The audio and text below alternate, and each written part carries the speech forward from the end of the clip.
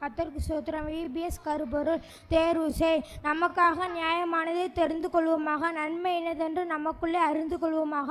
யோபு 34:4. நாள் ஒன்று உலகமா வேதமா வானத்திலிருந்து இலகி உலகத்திற்கு ஜீவனை கொடுக்கிற அப்பமே தேவன் அருளி அப்பம் என்றார். யோவான் 6:33. நாள் 2 இருளா வெளிச்சமா கட்டளையே விளக்கு வேதமே வெளிச்சம் போதக சிச்சையே ஜீவ வழி. நீதிமொழிகள் 6:23. நாள் 3 நன்மை தீமையா நன்மையா தீமையை விட்டு விலகி நன்மை செய், என்றென்றும் நிலைத்திருப்பாய். சங்கீதம் 37:27. நாள் 4 சுயமா சித்தமா உலகமும் அது இச்சையும் ஒளிந்து போம், தேவனுடைய சித்தத்தின்படி செய்கிறவனோ என்றென்றும் நிலைத்திருப்பான். 1 யோவான் 2:17. நாள் 5 தோல்வியா வெற்றியா துரைத்தனங்களும் அதிகாரங்கள்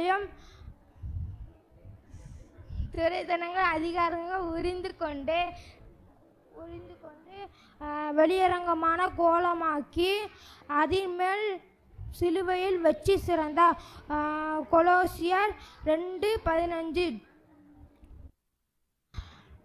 நாள் 1 வாலிபன் தன் வழி எதனால் சுத்தம் பண்ணுவானோ உமது வசனத்தின்படி தன்னை காத்து கொள்கிறதானே. சங்கீதம் 119:9. நாள் 2 தேவரீர் என் விளக்கை ஏற்றுவர், என் தேவனாகிய கர்த்தர் என் இருளை வெளிச்சமாக்குவார். சங்கீதம் 18:28.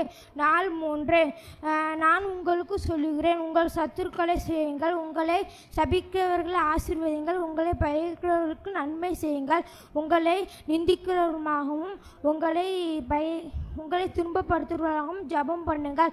மத்தேயு 5:44.